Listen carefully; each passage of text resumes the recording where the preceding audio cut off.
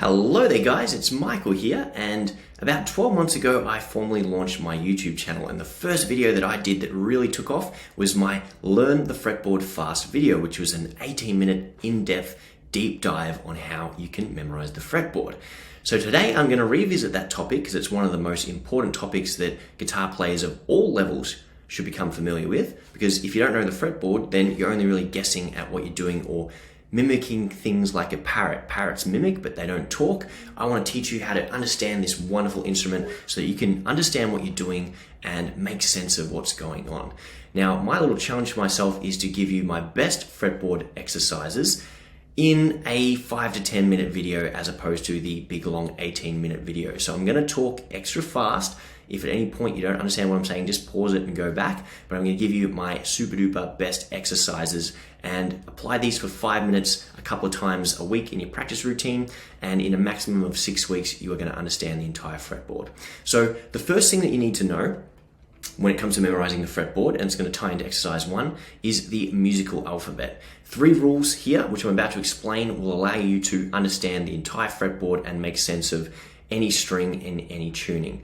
We're in standard tuning, and if you memorize these 3 rules, number 1, the musical alphabet is the notes A, B, C, D, E, F, and G. After G, it goes back to A, and the alphabet starts over. Doesn't matter what string you're on, you're always progressing sequentially through the alphabet. The E string goes E, F, G, A, B, C, D, E. We started on E, we went through the alphabet. When we got to G, E, F, G, we went back to A, started again, B, C, D, E at fret 12, and it's just going to keep on going F, G, A, B, C until we run out of frets there. The second rule is that E and F are buddy notes and B and C are buddy notes. There is no gap between the E note and F note, nor the B note and the C note. So on string number 1, E is 0, F is 1 immediately after it. Every other note has a 1 fret gap. So I skip to G at fret 3, skip to A at fret 5, skip to B at fret 7, and then I have a buddy note with C at fret 8, skip to D at fret 10, and skip to E at fret 12. So it doesn't matter what string I'm on. If I find an E note, F note's 1 fret apart. E note, F note, E note, F note, E note, F note, E note, F note, E note, F note, E note, F note. Sounds like a shark's coming to get me. But that is rule number 2. E and F are buddy notes, B and C are buddy notes. Rule number 3 is that every 12 frets, the same note repeats. So if I start on E, E, F, G, A, B, C, D, E, I'm at fret 12 and I've got another E note. E is 0, E is 12. If F is 1, 1 plus 12 is 13. Fret number 13 is an F. G is 3. G is also 15. So those 3 rules one more time. Rule number 1, the musical alphabet is A, B, C, D, E, F, G. After G, it goes back to A and it starts again. Doesn't matter what string you're on, you're just going to go sequentially through the alphabet. B, C, D, E, F, G, A, B. G, A, B, C, D, E, F, G. And we'd have another A on top if we needed to. Rule number 2, the buddy notes are B and C and E and F. They are immediately next to each other, whereas every other note has a 1 fret gap. That's where the sharps and flats are going to be found. And every 12 frets, rule number 3, every 12 frets, the same note repeats. Now, how we actually put this into practice is we're going to go through exercise 1. And if you do this exercise every day for 6 days and add in a new string, by the end of the week, you'll know the entire fretboard.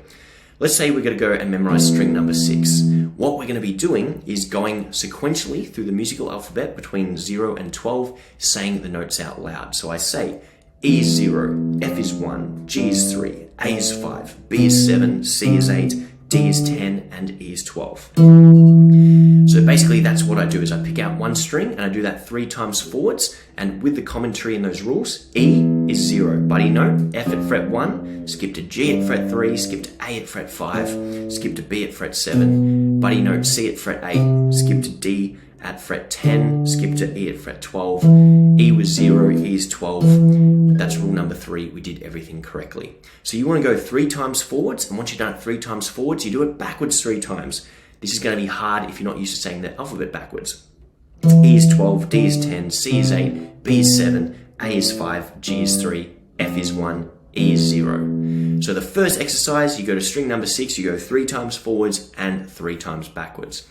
If you only did that for today, that is absolutely fine. Tomorrow you can come back and do it, or next week you can come back in and you add in string number 5.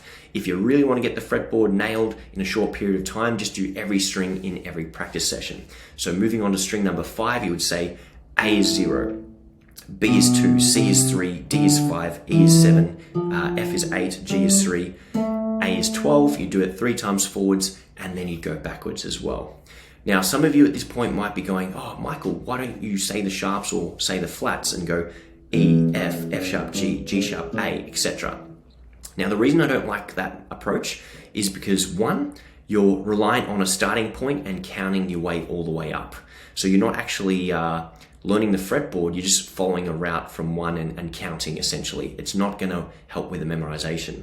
Number 2 is that's a lot of information to remember. And number 3 is, well, how do you know if it's a sharp or a flat? Because you're just counting up one or the other. My recommendation, and I'm a big advocate for, is if we just learn the natural notes, E, F, G, A, B, C, D, E, that's 7 bits of information versus 12 bits of information. You're going to learn it a lot quicker. Number 2 is if you need a sharp or a flat, you just plus or minus from where you need to go. If you need to find an A sharp note, you find A at fret 5 and you go +1. If you need a G flat note, you get G at fret 3 and you're -1. But the first exercise, you just want to go up 3 times, down 3 times on string 6, then 5, then 4, then 3, then 2, then 1. In the beginning, it might take you 10 to 15 minutes to do that 3 forward, 3 back on all 6 strings. By week number 2, it's going to be 10 minutes. By week number 4, 5, 6, it's going to be a 2-minute exercise or less for all 6 strings. Now, after 2 or 3 weeks and when you're getting comfortable, you can introduce the second exercise. So we found all the notes on all the strings. Now we're going to find one note on one string. And what we're going to do here, for example, if I pick E, I'm going to select between 0 and 12. And if it falls on a 0, generally I'll play it on fret number 12, but you can do both. So I'd say E is 0, E is 12, E is 5, E is 9, E is 2, E is 7, E is 12, E is 0. Now when you have the open string, you get the choice, but if I do like the G note, for example, I would say G is 3, G is 8, G is 12, G is 5, G is 10, G is 3. And I'd go back up again. I forgot to do that in the previous step. G is 3, G is 10, G is 5, G is 12, G is 8, G is 3. I'm only going to do that once. I'm going to go from the thinnest string to the thickest string and back up again. And then I'm going to pick out another note. Could be D sharp. D sharp is 11. D sharp is 3. D sharp is 8 there. D sharp is going to be 1. D sharp is going to be 6. D sharp is going to be 11. Going to be 6. D sharp is 1. D sharp is 8. D sharp is 4. D sharp is 11. And it's really important that I vocalize it, that I say it out loud, because it's creating an extra connection in my brain from the visual cortex to the motor neural cortex and the verbal cortex. I don't know if there's the verbal cortex, but whatever part of your brain is responsible for vocalizations, you're adding that extra area of the brain. The neurons are firing, they're making a stronger connection. That is really, really important to do and be aware of. So that's the third exercise, and I would recommend you don't have to do that for 20 minutes. You can pick out 4 notes, just write every note that there is, sharps, flats, naturals, on a piece of paper, tear them up, put them in a hat, and pick out 4 per practice session, and just find all 4. When that's done, you can go on to the next exercise. Your fretboard knowledge is complete. If you're the kind of person that loves punishment or gets really excited about exercise like this, like I used to, then of course what you can do is as many as you want, or set a timer for 20 minutes and just absolutely smash out this exercise. If you want to make it more challenging, you can put on a metronome and try and set it between 40 and 60 beats per minute, and you've got to try and get to the note before the metronome ticks. So that's a great way to put some extra pressure on yourself. And that brings us to the final exercise for fretboard knowledge here. And what we're going to be doing is picking out one fret and going up and down that fret. So for example, we all know Easter bunnies get drunk at Easter. E, B, G, D, A, E, or 88 Dynamite, E, A, D, G, B, and A.